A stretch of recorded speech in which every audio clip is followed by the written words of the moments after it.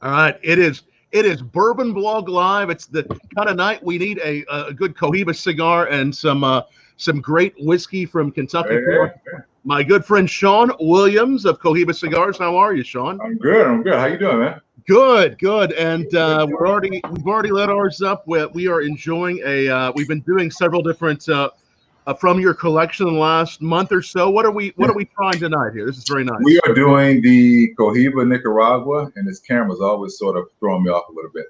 So the Cohiba Nicaragua, and this is the very first offering for Cohiba made out of Nicaragua,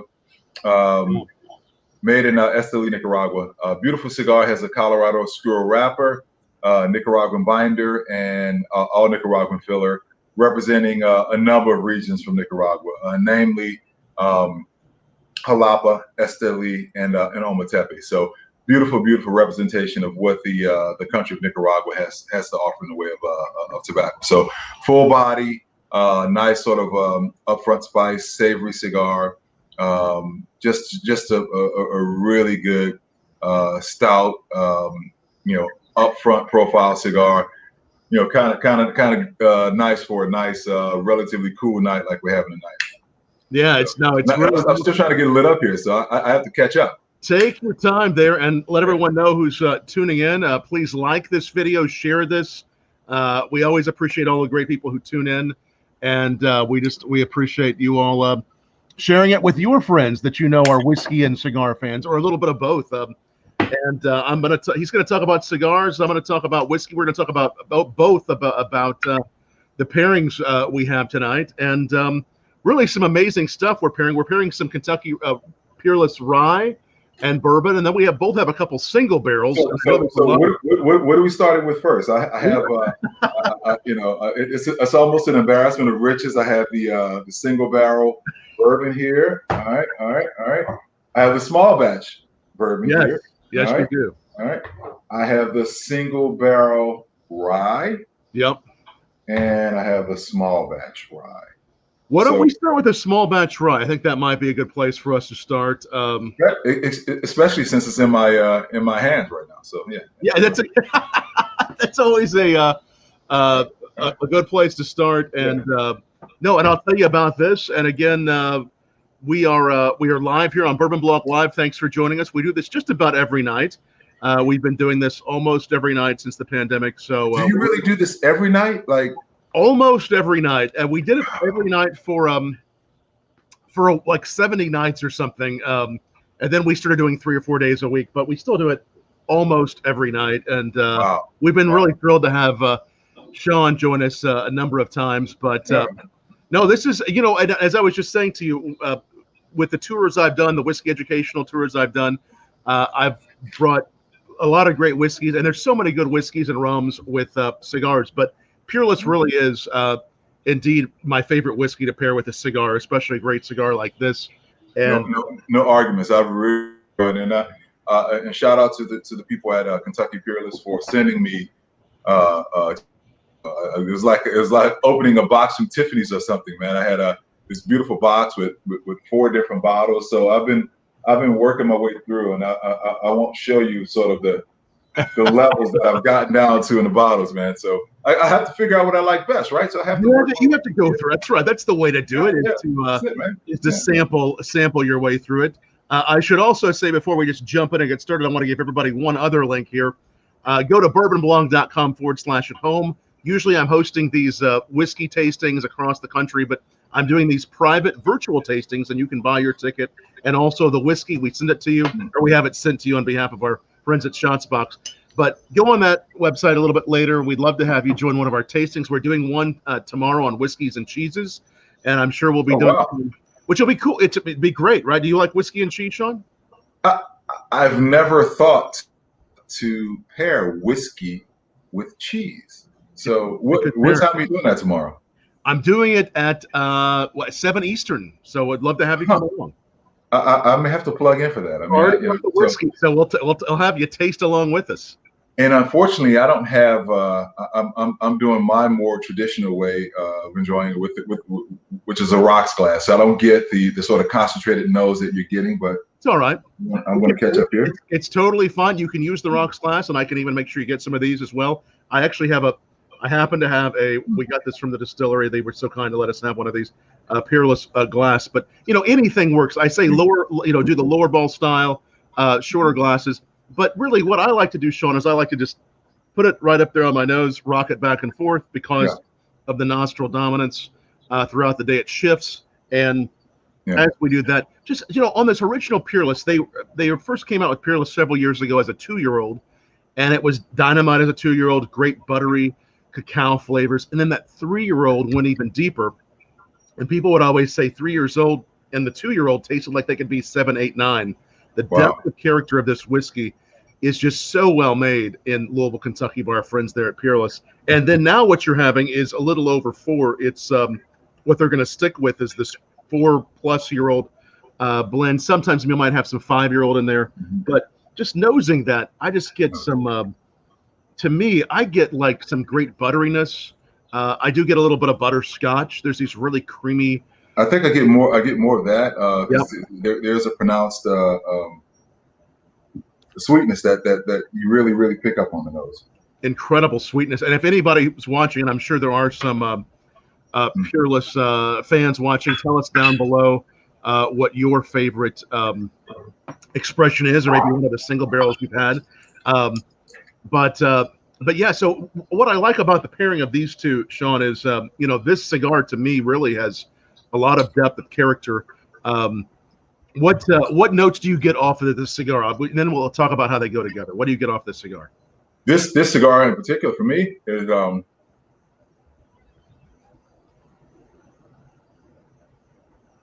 it's a spice to it, but it's a savory spice. And I get some coffee notes, but it's not sort of a ground coffee or typical coffee. It's more of a roasted sort of brighter note, like a roasted coffee bean. So it's just a sort of savory cigar, upfront spice. It's interesting though. So this is very high proof. I mean, I say very high proof, but it's high proof, but incredibly balanced. Which is surprising. I mean, and I hadn't paid attention to that before. I knew when I first sort of went through them, one was 109 or so, but I didn't remember exactly which one. But just getting into this, it was surprising, actually, really surprising. Yeah. Oh no, they really are. And the proofs on these too. I mean, just like this cigar has a lot of that great spice. You said coffee beans, really perfect. I do get the coffee beans, even just smelling the wrapper, smelling the cigar even before lighting it. This has a lot of just really true. I even get a little bit of maybe even barrel off of the cigar, even though this one wasn't. I know some of your cigars are aged in tobacco barrels. This one hasn't been, right? Well, aged in red wine barrels, and that's the max. Yeah, no, this one is just your traditional curing process. But the wrapper is a Colorado Oscuro wrapper. When we say Colorado, we're not referencing the state, we're referencing a hue or color, right? So that a dark reddish Oscuro wrapper. And Oscuro literally means obscure or dark. Right. So this is sort of it's a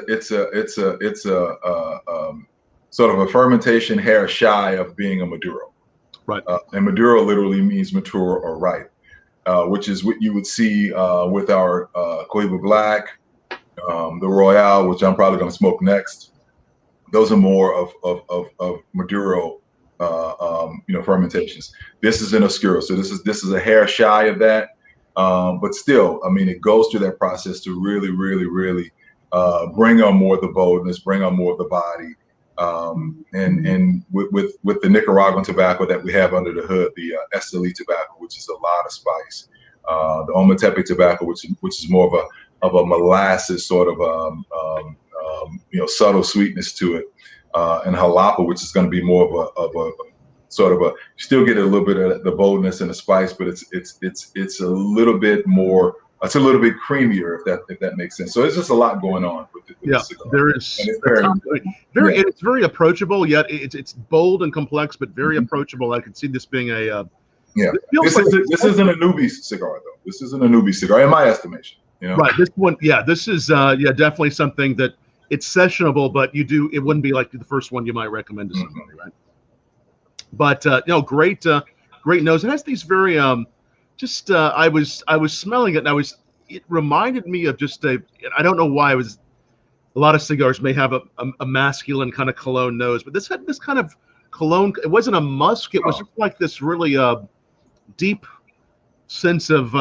You say that. Now that's sort of maybe a lesser known thing about me. I'm really, really, really into men's fragrances, and not necessarily for the sake of any particular designer or anything like that. It's not like I chase any new fragrances or whatever. But it's really, really interesting when you get into the fragrances, because one thing that may be present throughout. If you look at, say, one in particular that I like is the one Gentleman by Dolce and Gabbana, and that has really, really there's a prevalence of sort of tobacco in that fragrance. So, and I've never really heard anybody reference until now sort of cologne as it relates to the notes on tobacco, but certainly tobacco is a part of a lot of the colognes that I like. That you like, and the one that you like, it was called the one. The One Gentleman, yeah. The One Gentleman, yeah. It has some. It just reminded me of that for some reason. When we're nosing, I often say, what's the first thing you get off of a nose of a whiskey or a flavor, and sometimes you just say the first thing, whether it makes sense or not. You say it, and then you follow that down that rabbit hole to really figure out why is that, and maybe this reminds me of a like a cologne that has that tobacco note in it, but. These two together, I mean, right off the bat, and what we'll do is here, since we both have, and I'll kind of explain what we both have. We both have a rye whiskey, the original rye, which is the small batch. And again, the small batch and single barrel are both perfect. You'll probably see a little bit more of the small batch out there because that's the original release. And again, that small batch meaning they're going to blend the whiskey together to make it consistent. Every market you get it in, it's going to have that fruit, that earth, that spice that Peerless is known for. Then these single barrels, what they do with the single barrel program is the master distiller there, Caleb Kilburn, and John Waddell, the curator of the single barrel program. They follow these barrels through the life of the barrel, and they're tasting these every so often. They're thieving out of that barrel, and they're saying, this barrel to me really has something special on it. It has something dynamite. It tastes different than other barrels. So when they find one they like, they wait till it's fully mature. And then, there's some good single barrels out there from other whiskey companies, but what Peerless does that's really cool to me is they sit there and they taste it and they say, as a group, what do these flavors remind you of? And, I'm always intrigued because I always like to taste it and say, wonder what they're going to name this one. Well, they name them things like, creme brulee or, cappuccino or whatever it might be. This one's called Toffee and Tobacco. That's the one you have too. It's the Toffee and Tobacco, right? Yeah, I have that one. That's not the one I'm drinking now. Right. That you have that one close by. Yes. Yeah. Now, do you? And I maybe should have asked you this before we started. Do you have a second glass there? I don't have a second glass here, but I have a second glass a reach away. So wait. You have to put me up on game, man. I'm a cigar maker. I'm not a bourbon expert or aficionado, if that's the term that you use, and if that's the nomenclature that you use in the world. So, am I to have like a series of empty glasses to go through this? No. A bunch of glasses. What I think we might do, and take your time to grab the glass. What we might do just for fun is we'll have a pour of the small batch side by side, and we'll go back and you'll see it's the same recipe, aged about the same amount of time, but you'll see just how different the single barrel is as we pair it with the cigar. That's what I'm excited. Sit tight. Right, jumbo or something till I get back. No, I will. And if Sean grabs his glass, I should have told him he needs a second glass, but leave it to me. Grab a new glass, right? So it's BourbonBlog Live again. So many good people. I see Catherine and Tom Greener and Chris Gomez. A lot of people watching, and my parents are watching too. Unique Captured. Thanks everybody for watching and commenting. Just definitely take this video, like it. Always appreciate that like, and then share it because that helps us just get out there to bring everybody into the midst tonight of what we're doing.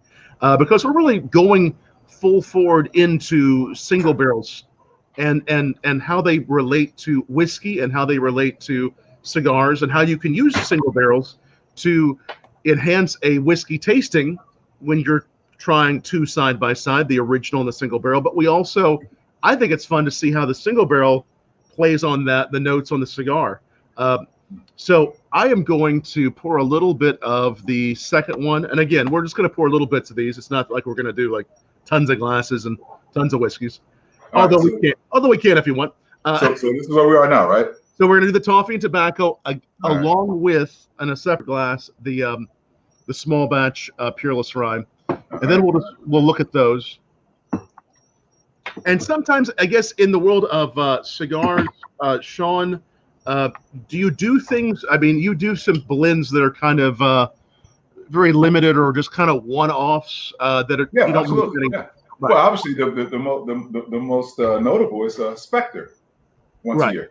Yeah. Right. So it's maybe some sort of similar to the single barrel. It's a one-off, maybe from a barrel of single barrel. You might get 250, 300 bottles. So, yep. you know, when you're holding a single barrel, it's one of only a handful, one of only 300 that were created of that. That's the kind of fun thing about it. That's so awesome. Someone asking where you can find the Peerless single barrels. Peerless single barrels are only at the distillery in some facets, or if you're off-premise, on-premise owner, restaurant, liquor store owner, or you partner with one, you can pick your own out, and that's kind of cool too. They can send you the samples.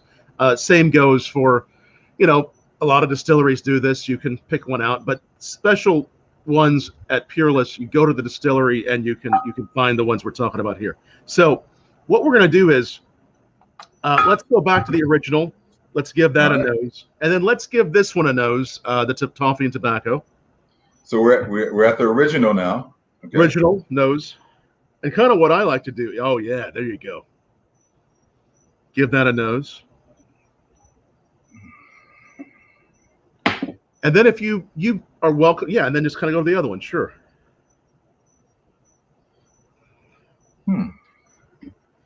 So some similar notes, but some things that are different that pop out on that single barrel. You get those anchors to me of the butter, the butterscotch on the nose.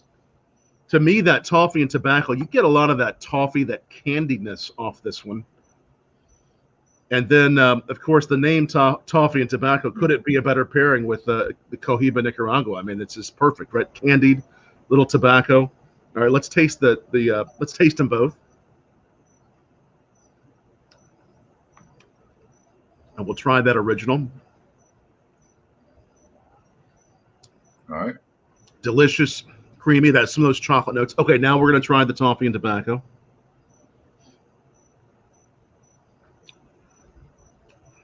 Now, see, when you do it back to back, how much those flavors are so different. Wow. Yeah. Isn't that something? Even more viscous.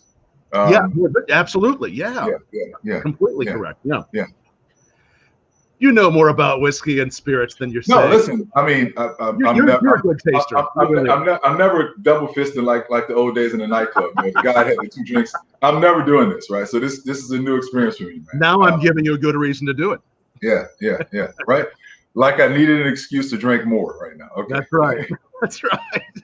So it is more viscous. You do get those creamy notes on both. Also some notes, and this is on the side of the bottle, but I do get this too. I want to make sure you get a little bit of that brown sugar, toasted brown sugar.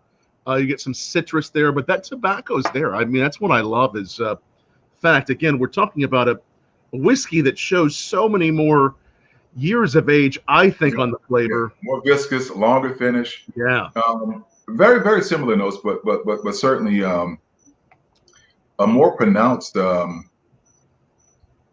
It's a sweetness, but I honestly don't know if I'm really able to distinguish the big difference between the butterscotch or the toffee. Right. And sometimes it takes, obviously a little bit of time. I mean, letting these open up. I think one of the things for me also is grabbing, something like a cigar and then trying it again. So if we tried the original with the cigar, I'm going to try a little bit of the Toffee and Tobacco with the cigar. And again, some some great questions here. What do you think? Okay, someone asking, what do you think bourbon does to enhance and pair with a cigar compared to other whiskeys? Well, cool thing. We're starting with the rye, but we're going to go into a bourbon. But I think that bourbons, the sugar, think about the sugar content being at least 51% corn. Sugar does that. The caramels do that. The vanillas go so nicely with the cigar. So when you think about ryes on the whole, you're thinking about more spice. But again, with Peerless, fruit, spice, earth, those are the key components to. And in particular, what I get with the bourbons, and even our ryes that come from Kentucky, even if they're a rye, they're still more reminiscent of bourbons in that. If you drink some scotches, and what really kind of, I'm not gonna say turn me off from scotches, but made me gravitate to bourbons is because of the sweeter profiles, the caramels, the butterscotch, and so forth. With some of the scotches, you get into the peaty stuff. To me, it's antiseptic, and in some ways it mutes the palate for me. And I just really never was able to navigate the world of scotches. Like a lot of people could. And I'm sure if I spent more time with scotches, I would have figured it out a little bit better. But it was just easier to sort of settle into the bourbons because I like the sweeter mash. So absolutely, for me, Paris. I think it's so interesting that you say that because we were talking about scotches and bourbons and different whiskeys. Earlier today, I did a live video on Negronis. It's actually what's the Negroni Cocktail, consisting of gin, Campari, and vermouth. I did that with my good friend Anthony Camparelli from New York, mixologist there and food expert. And we were talking about how if you change up one ingredient in a Negroni or any cocktail, right? If you choose one whiskey, it's a bourbon, and then what if you add a scotch to it? Maybe you make a Scotch Manhattan. Just completely changes the whole thing. And so I think similarly, even though we think about pairings as pairings sort of become like they kind of become like a cocktail in our mouth, right? The cigar with a whiskey or a rum.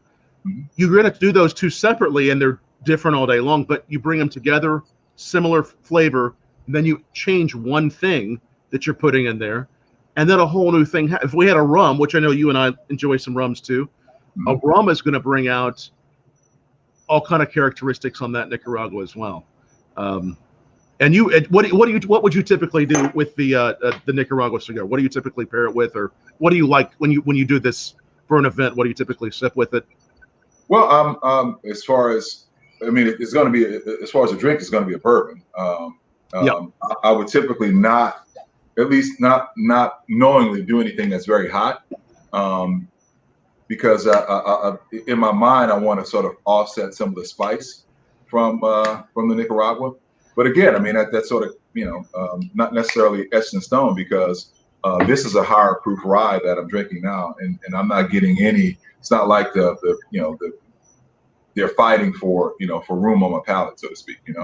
Yeah. No, the proof on the single barrel is right around 107.8, and then on the original, of course, right around 109 or so. So these are higher proof, but what's fun is that they drink a lot lower. They feel a lot lower. Yeah. And I like that about higher proof whiskeys like this that do it so well. The other cool thing Sean does with your whole cigar portfolio is you get to try these cigars before they hit the market. You try a variety of cigars, right? Oh God, yeah. And not just Cohiba, obviously Cohiba, but pretty much anything that comes out of the company, I try at some point. Yeah. So that's a lot of fun.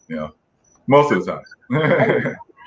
Now, when you do that, do you ever? And again, not to say we double fist often and compare, because in blind tastings we'll do that if I'm judging a competition. Yes, I would. Yes. To answer your question, there are times where I'll smoke. I've smoked 3 or 4 cigars sort of at one time, not all the way through, but just because it's sort of what you talked about as far as mixing changing one component in a drink.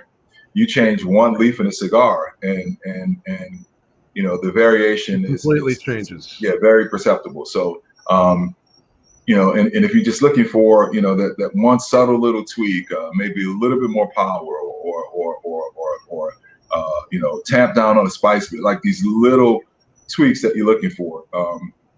Yeah, there's a number of times where I'll have several cigars and I'm puffing and in between I'm taking a sip of coffee or chewing on a premium cracker or something like that. But yeah, that's pretty common.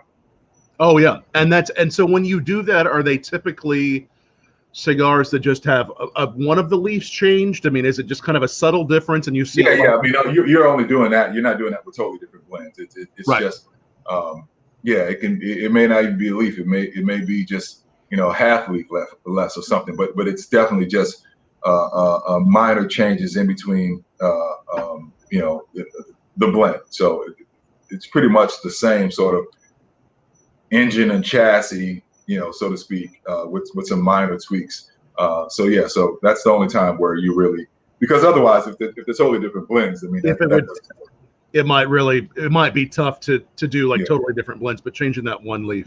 So, and you see times when you all are working on creation, how just a subtle tweak will change the whole thing, right? I mean, just a little bit. Because what would be, as far as in this cigar, with any cigar, what's really making the big difference when you talk about those coffee beans, what you all are going for in this cigar? What really went into this to make those flavors what you all were looking for? Well, with this blend was and this, just in full disclosure, this blend predates me, right? This has been out for a few years. I've been with Cohiba now for 3.5 years. So this blend predates me. But it's a pretty straightforward blend. I mean, you're not mixing a bunch of different countries. Now it says Nicaragua, but the wrapper is actually Honduran. But again, it's the same region that just north of obviously Nicaragua in the Hamstron Valley. So very similar profile. It's adding a little bit more earth to it, a little bit more of the body. But in the filler, again, you have 3 representations of Nicaraguan tobacco from Ometepe, Esteli, and Jalapa. So it's a pretty straightforward blend. Now, as far as just in cigars in general, if you say what makes the biggest change, well, that's easy. The wrapper. I could take this same blend, put a different wrapper on it, and it tastes nothing like this. The wrapper is gonna depending on whether it's a Connecticut shade or whether it's a broadleaf or San Andreas or whatever. I mean, you're talking almost half the profile is going to really be picked up from the wrapper. Then under that is the binder. So that's another big difference. You can have a cigar that has the same filler, same wrapper. You change the binder, totally different profile. So if I was saying, hey, I want to tweak this cigar, say I wanted it to be less spicy, creamier cigar, but I still want a body. Well, instead of this Colorado Oscuro wrapper, I may go with the Ecuador Habano or something like that. If I want to pick up some of these profiles, some of these notes in this profile, but just kind of power it down a little bit, take a little bit of the spice off.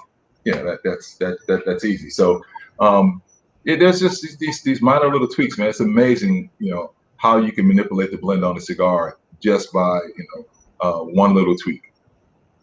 Absolutely.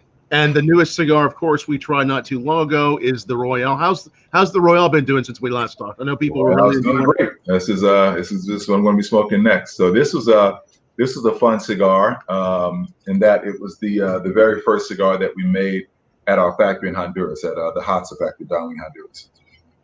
And it's sort of is the next evolution, not the next evolution, but sort of a nice addition to what we're smoking now.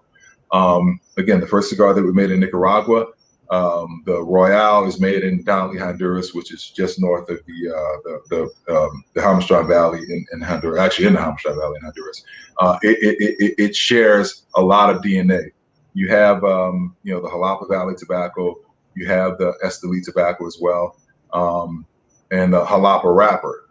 So I wanted something that was going to be a decidedly more Nicaraguan blend, to sort of add to the portfolio. I wanted something that was going to be full body, and it doesn't, start off with as much spice as this cigar, but overall the Royale, in my estimation, has more body, but very, very balanced. A little bit creamier because there's more Jalapa Valley Nicaraguan tobacco in there, as far as on the wrapper and in the filler. So it's just another representation of a nice full body Nicaraguan cigar. a little bit more elegant in the profile, but still full body, and it's doing very well. Yeah, and I'm hearing great things about it, reading wonderful reviews. It is another great cigar for a great whiskey like Peerless. Really nice. I've had some with rum. It has some really great complexity and depth, some nice spice, and that creaminess, like you mentioned. So great cigar. What else has been happening in the world of Cohiba since we last talked? In your world, really, it's we're just sort of kind of similar to you, are just kind of working through this this current dynamic that we're in. Obviously, been in this sort of holding pattern to a lesser degree now, but still just kind of making sure that we're interacting with the consumers and supporting the retailers as best we can, and making sure that we are kind of driving through the process of making sure that the product gets out to the consumer, especially the new stuff in the way of the Royale.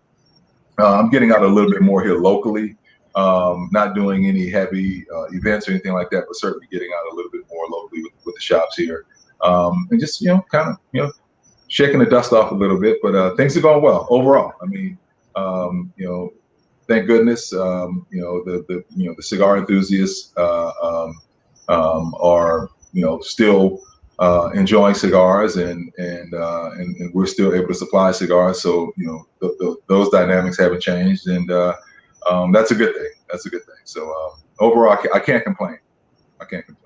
You're doing great work there, my friend, and it's good to have you back here with us on BourbonBlog Live. Any questions for Sean or myself about pairings or cigars, please ask them down below.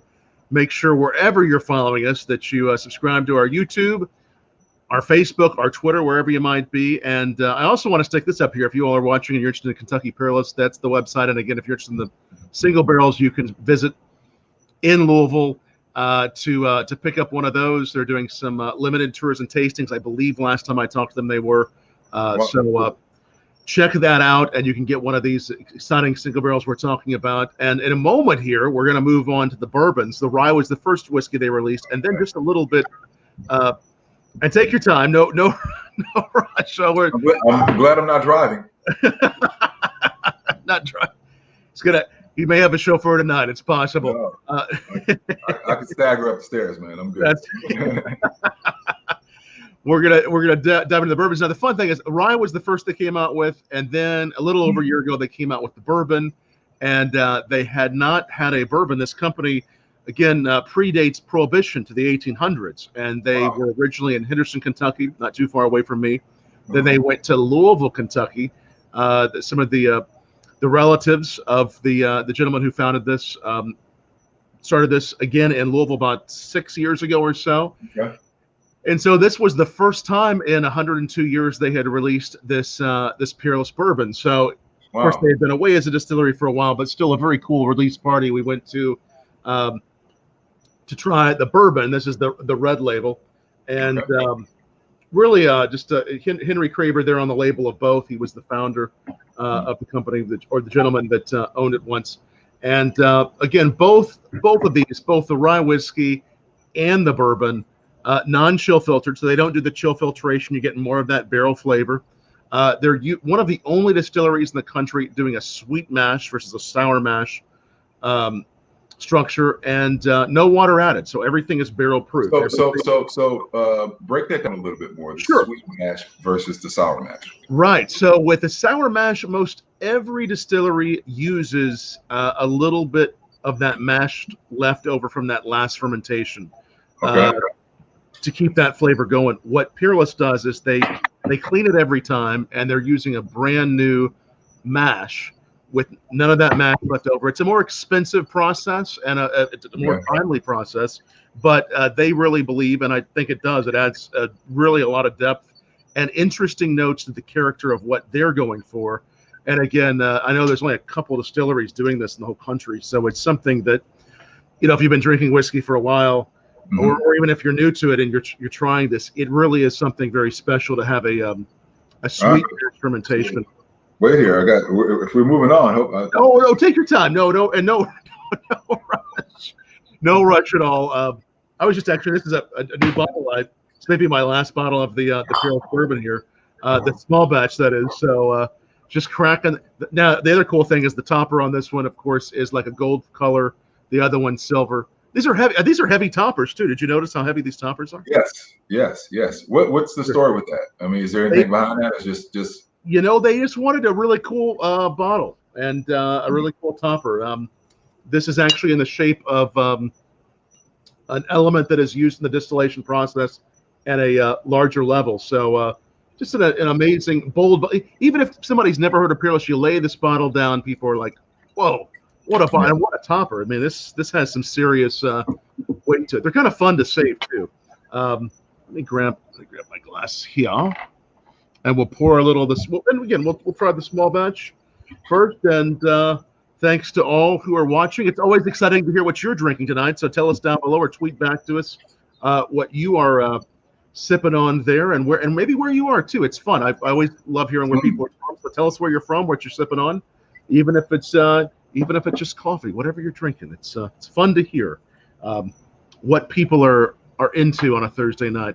Thursday night's I would say a good night for a whiskey and cigar, but is there a bad night for whiskey and cigar? There's really not a bad night. And another good night is something that you do every week. Is it Tuesday nights? You're doing your live still? So Tuesday we do Behind the Band, and that's with me, Rick Rodriguez from CAO. Yes. And Laurel Tilley from Macanudo. We do, and it's kind of behind the band, where behind the band means behind the cigar band, obviously. And we just kind of have these conversations, obviously cigar related and business related, but then we get into a lot of so Laurel was the quarterback of that. So we never know, what the play is going to be, and even if we know if she's going to call an audible. So that could go anywhere, right? So that's kind of fun to do, and it's very, very kind of off the cuff and different. But then on Friday nights is where I do my live, my nightcap with Cohiba, which is featuring a certain Cohiba cigar blend and a certain musical theme. Wow. These interesting connections. So when I started that, I mean, back in March or April, I thought it was just going to be kind of, I'll do this for a little while, but man, it's crazy. It's been running for over 6 months now, and I actually just got invited to join a podcast network. So, cool. So we're obviously, the Friday night shows will be taped, and then it'll live on Spirit of Rock podcast network. So. Who'd have thunk it, right? That will be great. The Spirit, and I think I've heard of this one. The Spirit of the say that once again. Spirit of Rock podcast network, and it's a bourbon and rock music primarily podcast network.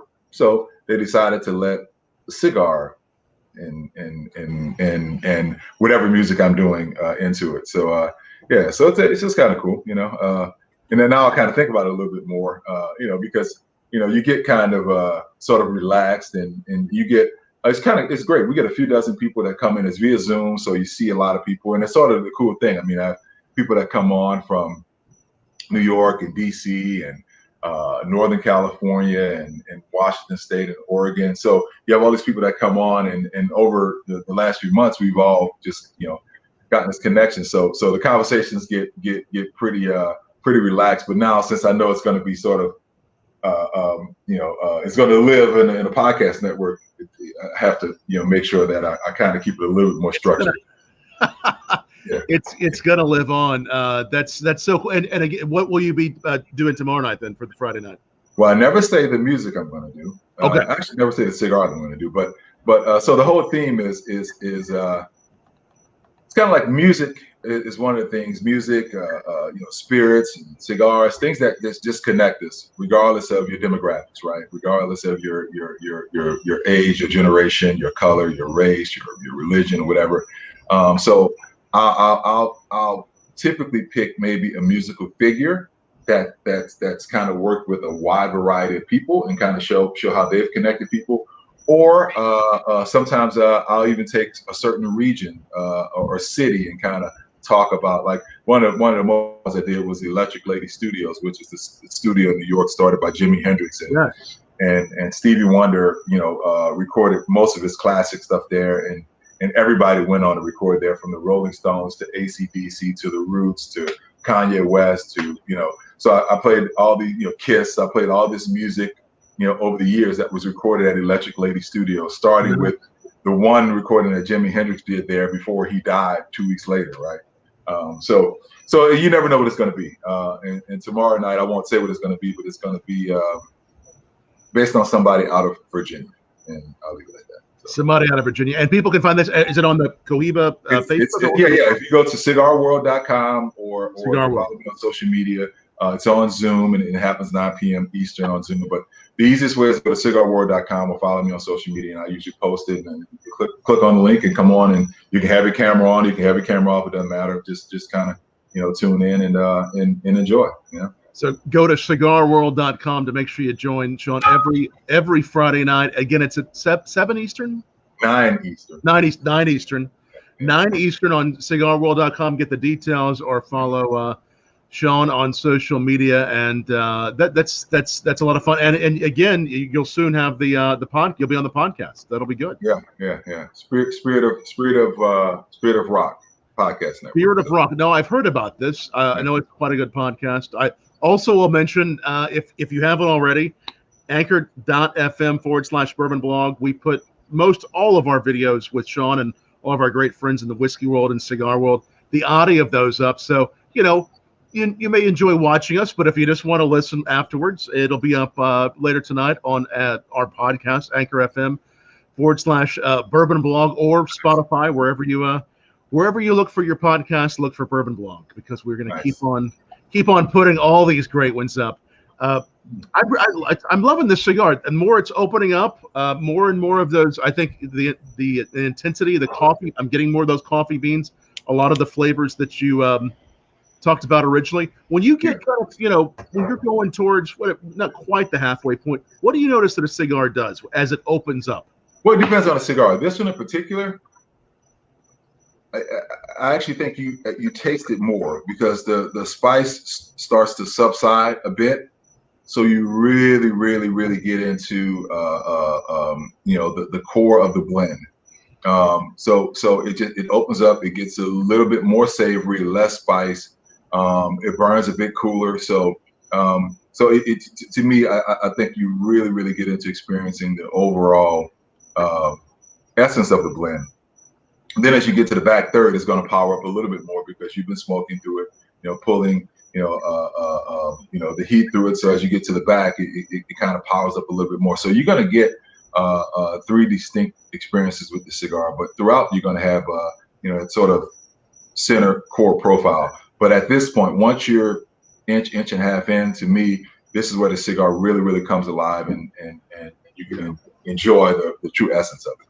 It is. I like that about cigars. I mean, obviously, whiskey can open up, or cocktails can. Say it's or there's even these cocktails called progressive cocktails. All cocktails, I guess, are progressive if you have an ice ball or ice in it. Sometimes the ice can start melting, but sometimes with progressive cocktails, and we do those occasionally, you may put some ingredients in an ice ball as it melts. More and more of those ingredients, whether it's a little bit of absinthe mixed in with the water of the ice, whatever it might be, that can progress. But usually that's just in the cocktail. But I think the more that you get whiskey on your palate, it's the chemical interactions, right, with the saliva, with the palate. Let me ask you about that. Yeah. So I don't drink. If I'm drinking bourbon, I don't drink it on the rocks, so to speak. I mean, right. I may get one small. I won't even say ice cube, but just one small piece of ice just to kind of open it up a little bit. It'll melt. And I see that a lot of times, man. Guys will get really, really good spirits, and they just load the glass up with ice and pour it in. I mean, what's your thoughts on that? I think that it's all a personal preference. Usually, ice opens up sweeter flavors. Anything that you get colder chemically becomes the sweeter flavors rise. The more of with bourbon, more of that corn comes out, more of those sugars. Whereas room temperature, you get more of the earth, more of the umami. It is fun, actually, just like we're doing now with the single barrel and the original small batch, both obviously on all these great selections, but with ice, try it both ways. Pour some in a glass, same whiskey, then put some on just maybe one cube, and just cube, or a couple, whatever, not too much, but just see what a little bit of that chill factor does to open up those sweeter flavors. And again, sometimes it's have some ice if it's a hot day or a warm evening, whatever it might be. Fortunately, I'm thrilled. This is such good whiskey sipping and cigar smoking weather that we can have this. It's perfect weather tonight and it's pretty nice there in Atlanta too, huh? Oh yeah. It was really cool last night. I needed a fleece. Tonight it's not as cool, but it's not humid, so man, this is awesome. Yeah. I see we have some Peerless fans. I know Scott Wilson's a big fan of Peerless there in Louisville, and he's saying he's trying the got a little small batch rye. Yeah, he's doing a little small batch. Or I think he's doing the Ole Mole, which is he's doing the small batch and the Ole Mole single barrel. The Ole Mole tasting kind of like a mole chocolate note. That's another great single barrel from Peerless. I know he enjoys those a lot.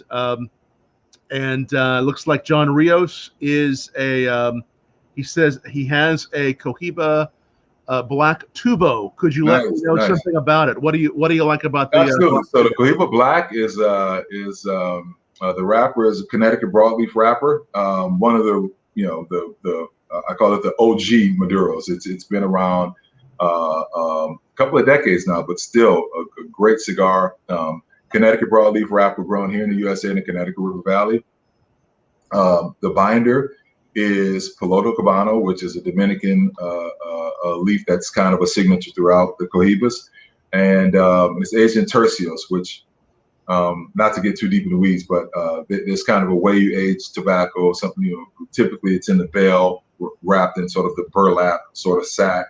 But instead of being wrapped in that typical sort of burlap potato-looking sack, that leaf, that Piloto Cabano binder, is aged in tercios, which is a palm leaf, basically. So that allows it to sort of marry and mature just a little bit better over time without overly intensifying. So it's just a great way to age a leaf, and we're one of the few companies that still do that. And the filler is a little bit more Piloto Cabano, and also some San Andreas, which was sort of fortuitous at the time when they started using it, because the San Andreas leaf wasn't very well known, so it wasn't as popular. But now it's a very popular leaf, typically used as a wrapper, but it's used in the filler in that cigar. So again, Connecticut broadleaf wrapper, Piloto Cabano binder, and the filler is Piloto Cabano and San Andreas. So, and what is he drinking with it? Because let's see, John Rios, tell us what you're sipping, and everybody else tell us what you're sipping. It's always fun to hear these pairings. So that leaf originally wasn't that popular, and then now it's become more popular? Yeah, it wasn't. It was one of those things, so San Andreas is from the San Andreas Valley of Mexico, and cigar insiders, industry people, tobacco people really love the leaf. But honestly, the market or the consumer wasn't really ready for a Mexican leaf, 20-something years ago. But again, the cigar makers really love the characteristics of the leaf, so they used it. And they did a hot opposite. They said it was San Andreas, but they didn't really get into the details as to exactly where San Andreas was. And that leaf was really popularized by Padron. A lot of their wrappers are San Andreas wrappers, and for years people thought it was Nicaraguan wrappers, but it actually was San Andreas. So once the story got, once that came to light, that helped give that leaf a little bit more notoriety, and now it's something that's certainly more prevalent in use and pretty sought after. So Cohiba Black was a trailblazer in that regard. You're definitely a trailblazer. Are there any, now when we're talking about whiskey, we're always looking for that that next whiskey or that next style of whiskey that's going to become the next thing? Are there any trends you're seeing with leafs that are beginning to get more popular now, or that you're looking towards the future? I don't know if I see a particularly. It's interesting, man. It's sort of there's different trends in this business. I mean, I remember when I first came into the business 15 years ago. the most sought after leaf and the most exotic leaf that at the time was the Cameroon leaf out of Africa, and went through a period in that region of the world where it was just really difficult to get leaf out of there. So so the Cameroon leaf became less prevalent on the market just because people couldn't get it. And we were one of the companies, I say we, General Cigar was one of the companies that really put up the resources and all the nuts and bolts to make sure that that leaf stayed on the market. Right. And that's what's used on the red dot, the original red dot. So that was the really big sort of exotic sought after leaf. And the workhorse of the industry back in the mid 2000s was the Habano 2000. And then you started getting a lot of growth and popularity for wrapper leaf out of Ecuador. So I think overall, maybe Ecuador is maybe sort of the workhorse of the industry as far as wrapper leaf, because you got a lot of varieties, beautiful sun grown. We use a Los Rios region grown Ecuador on the Cohiba, Connecticut. You got your typical Habano out of Ecuador. They're doing good Corojo. So I think overall, I'm not going to say sort of a new trend, but I think overall that's sort of like the go-to country right now for wrapper leaf that has sort of wide appeal and a lot of versatility as far as what they grow out of there. But it's just kind of interesting, and that may or may not change. And I don't know that we're in a period in the industry right now where there's a ton of innovation as relates to the agronomists really coming up with new leaf varieties, because there's some great stuff on the market. San Andreas, again, is prevalent as a leaf. The Rosado leaf out of Honduras, the Jalapa Valley leaf, which we use in a couple of our cigars. So there's a lot of great stuff out there to use now. So I don't know that there's as much innovation as far as developing new leaf. But the trick is, it makes a difference in where you make a cigar. And I would imagine maybe bourbon, the bourbon industry has some similarities in that. I mean, you can take the exact same leaves and you can age and ferment them in a certain factory, and the way they treat their tobacco is going to mean a world of difference in how it actually performs once it's matured and rolled. So there's a lot more as it relates to that, as far as just how factories process and age and ferment their leaves. No, that's very interesting. And actually, John, thank you for continuing to watch. He's having a little bit of Glenlivet. Neat. I think that's great. I like that scotch a lot. I bet that's a really nice pairing with that Cohiba black and scotches. I mean, scotches, though I usually do a whiskey or rum, I do like doing some scotch with cigars. It's fun to see. I mean, it's fun to try again. Yeah. One whiskey versus another. Well, let's try this again. This bourbon, and we're gonna just get a little pour of both the single barrel and the small batch. Again, we're going to the Peerless. This one is the red label, the small batch Peerless, and this one you're gonna see more and more. I know. Man, which one did I pour first? Damn it, man! I poured one of these. I think I must have poured this one first, right? I think you did, yeah. This was the first one, and then the one with the solid red label is the barrel, and this one is the name of this single barrel is Walnut.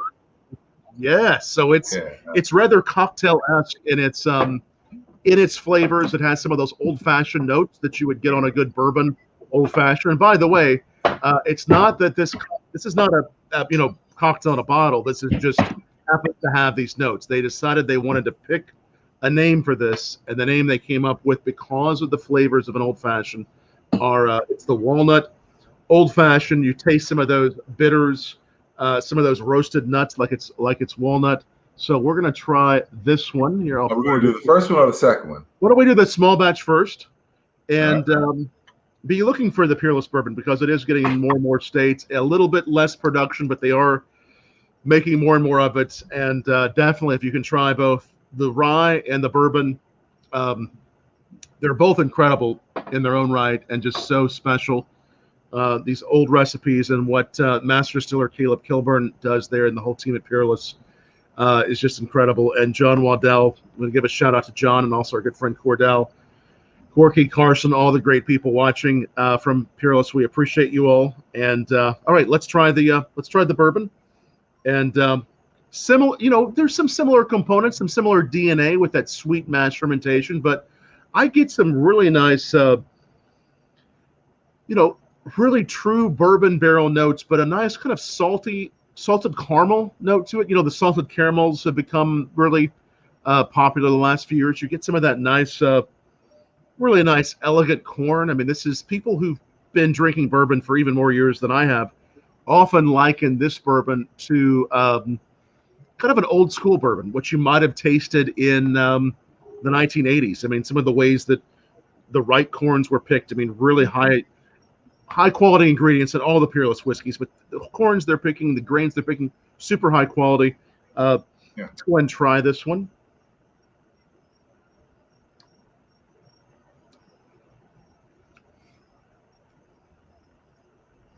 Nice vanillins, nice sugars. The sugars are just super elegant. I mean, it's a very elegant bourbon, almost like you think about elegant cognacs. This is just a very elegant drinking bourbon. And you drink a lot of bourbons, I know, and you've tried a variety. What do you like about it? Nutmeg? Little nutmeg, yeah. I get the nutmeg, yeah. Definitely baking spices, nutmegs.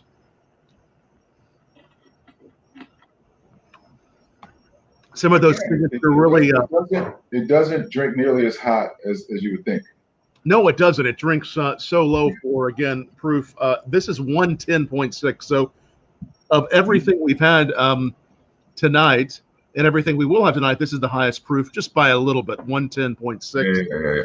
So we're going up on the proof, but it probably drinks, to me, on mouthfeel, on what I'm tasting, probably closer to 90 or so. I mean, that's the amazing thing about these. All right, now let's go over to the Walnut Old Fashioned single barrel. And again, if you don't find these single barrels, even if you're in Louisville, you go by. They're always doing those new single barrels. I know they're releasing some new single barrels next week, which will be fun to try as well. So we'll try this Walnut Old Fashioned. I do get those roasted nuts. And why is one single barrel different? Barrel by barrel. What is it about one barrel versus another that makes it so different? Part of it is just a magical element of the wood that's there, where it is in the warehouse. There are these magical, mysterious elements that relate to the barrel, the place in the warehouse, and sometimes just how one barrel will develop different than another. It's just, the small batch definitely has a little bit more spice. Yes. And not heat, but it's just a little spicier. Yes. Yeah. See that. And that Walnut Old Fashioned, really, it tastes like an Old Fashioned in a bottle with maybe some walnut bitters, just with that little extra something. Well, let's see what it does with the cigar, because I know all these are just great with the cigar. That's the fun part, is just knowing that you got a great cigar and a great whiskey like this. You can't go wrong. I mean, it's just fun to try different ways of doing these. I'm gonna.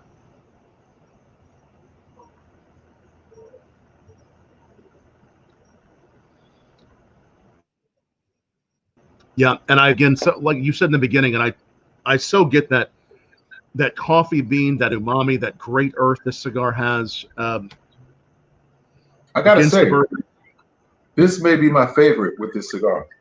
Which one of the two? The single barrel. Single barrel, yes. Let me try that. I'm going to go back and forth. And what I like to do is, just like with food, you take a puff of the cigar. You hold it in the mouth for maybe a little bit longer than usual, and then you go back to the whiskey. Yeah, some of that citrus there too makes this just really shine through. Yeah, and brings those elements up. So nice. That both of those are so good. It's a great mouthfeel, and I think it just. And that element of walnut that's there too. That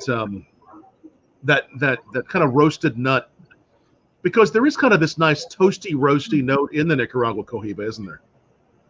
Absolutely. The roasted coffee bean. That's what I get. Yeah, that roasted element is there. I really like I mean, again, like you said earlier, Sean, not a cigar that's for a beginner, but it is approachable and I think very sessionable. It's so it's the smoothness, and really the smoothness of all the Cohiba cigars. Well, thank you, and I think this one is in particular for the selections that we had tonight. The higher proofs. This is a great cigar to pair with them. Like we couldn't have kind of done the entire gauntlet necessarily with the Connecticut. That might have been a little bit overpowering, but this stands up well. It stands up absolutely well. And I think sometimes higher proof. I mean, you could put a bourbon or a rum that's a spirit that's lower proof in the 80 to 90 category, but I think higher proof, a little bit more of that warmth does stand up to some of the stronger cigars. And you would classify this, what is that, like a medium plus sort of body? Yeah, I mean, sort of depending on the beauty is an eye of the beholder. So some people may classify it as a full body, but for me, it's certainly it's definitely medium plus, trending to full. Excellent. No, it's such a pleasure to try all these whiskeys side by side in the cigar. So your favorite was of the pairings? What was the walnut old fashioned? Yeah, listen, they all were great, but yeah, this walnut old fashioned. Yeah, well, yeah, not the roasted nuts, fruit bitters, leather. I mean, this is made for a cigar, dude. I agree. I think this is my favorite as well. All delicious, and if you can find any of these, try it with the Cohiba Nicaragua. But the walnut old fashioned is very special, and it's fun to see. It's fun to see, and I'll go into the distillery sometimes, and I'll just say, pour me the newest single barrels, and I'll try to guess. And sometimes I'm close, and sometimes I'm really far off. Would you call this honeysuckle this or that? I mean, some of these are. Yeah. Listen, I can't even pretend that my palate is as keen as yours is as it relates to bourbons. And but that's the fun part. Just kind of, and I tell people that all the time when people get into cigars and trying to dissect the profile of cigars. It's like, you know what? Ultimately, you like it or you don't like it. I mean. It works for you. It doesn't work for you. You don't have to, get into wondering if this is Madagascar vanilla versus Mexican vanilla or hints of it. It's not even really that important. I mean, we do the hard part so you can enjoy the cigars. You do the hard part in kind of cycling through all these different bourbons so that people listening to you can just enjoy the bourbons. And they're going to pick up what they pick up, but ultimately they're going to like it or they're not going to like it. And I like this. So that's what it comes down to. Absolutely. It's so true. You go for what you like, whatever flavors you're getting, those are the right flavors. These are just simple observations. It's always fun to hear new observations. So please do share those below, or even if you're watching this later, share them down below. I always enjoy going down below and seeing the comments people leave about the whiskeys, even after it's been up for a while, or the cigars. It's always fun. What's coming up there at Cohiba? Any other things to look forward to? We're really hard charging into getting things lined up for 2021 more than anything. We're going into the fourth quarter now, and Royale we released in the spring, so still a lot of muscle behind that. And we're just trying to sort of figure out what our activations are going to look like as far as consumer interactions and so forth for the last quarter of the year. And Spectre was going to be what we released for the holidays, but we're actually pushing that back to next year, just kind of based on where things are. So really just kind of enjoying having time to do stuff like this, man. This is awesome, because you and I we would see each other twice a year, typically at the show and at the Derby. Yes. But now we've had a lot of chance to interact. I get to interact with your listeners in the bourbon world, which is great. And this is an opportunity really to sort of recalibrate and find new ways to engage with consumers and take some time to really enjoy. It's ironic. I mean, when we do events in person at a cigar shop, it's rare that I truly get to enjoy a cigar, because it's always people, you're talking, which is great, right? Right. But when I do these events, I mean, like I haven't had a time where I can do an event and go through 4 different whiskey selections and really get into the nuance of how it interacts with the cigar. I mean, I do that to a degree on my own, but to be able to do it with you and on this platform with the people that's tuning in, hopefully drinking their bourbons, they're peerless as well, or in the case of John, the Glenlivet, and really kind of enjoy the experience and share the experience with consumers in a way that I otherwise would not be able to. So I'm going to soak this up and make the best of this, and get smarted up on bourbon, and hopefully become a better cigar maker, and kick 2021 in the ass. That's the plan. That's what we got to do. We got to keep looking forward to that. And same goes, Sean. We enjoyed talking with you and reaching the Cohiba cigar fans like John and some of the other people that wrote some great questions and comments here tonight. And it's a lot of fun always seeing you, and this has given us a chance to see each other more often and talk about it in a more focused way. I think this helps us focus, like you said, at events. Sometimes we're running around, but we actually get to focus on the flavors, but we can't wait for the events again, though, to run around. Absolutely. I'm looking forward to it, man. Listen, we're gonna do the Derby special kind of way next year, buddy. Get ready. We're gonna make up for lost time. We had a good time, though. Did you watch a little of the Derby a few weeks ago? You know what?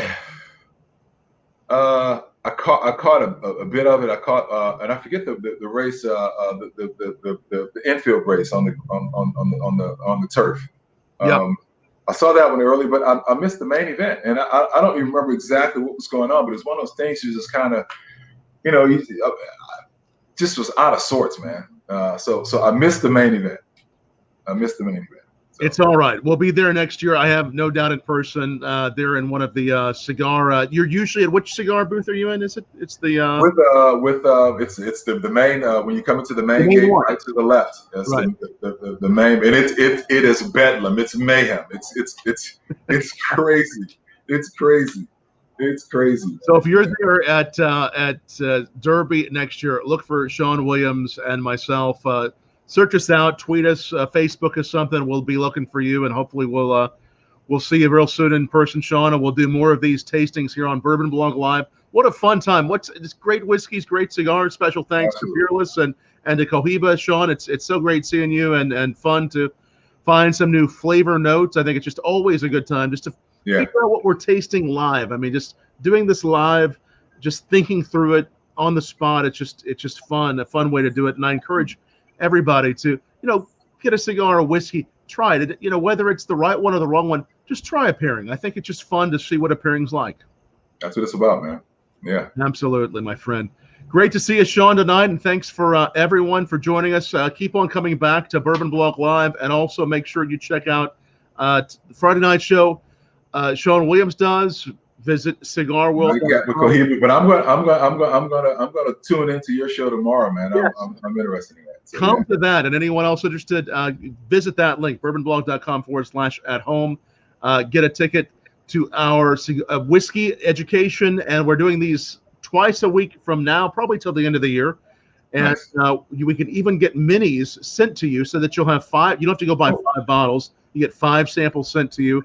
And it just becomes a really fun experience for us to all talk about this on Zoom together. So go to that link as well. And what was the other link? Oh, yeah. I was going to also put up here, if anyone is interested, if you're on-premise, off-premise, if you're in the liquor world and you want to look at picking a Kentucky Peerless single barrel out, the gentleman to email is John Waddell. There is his email address. Definitely hit him up and pick a single barrel out, because it's a great experience to pick a single barrel out. I've done it. I love picking out single barrels. It's a lot of fun. Maybe you and I should go pick a single barrel out. I think we should. Listen, don't threaten me with a good time, man. You just let me know. You let me know. I told you I've only done one real tour and kind of another one, and I won't say the distilleries, but one was kind of more touristy. So I've only really done one true tour. So I think I know a guy that can get me into Peerless though. So we need to at least do that. Yeah, man.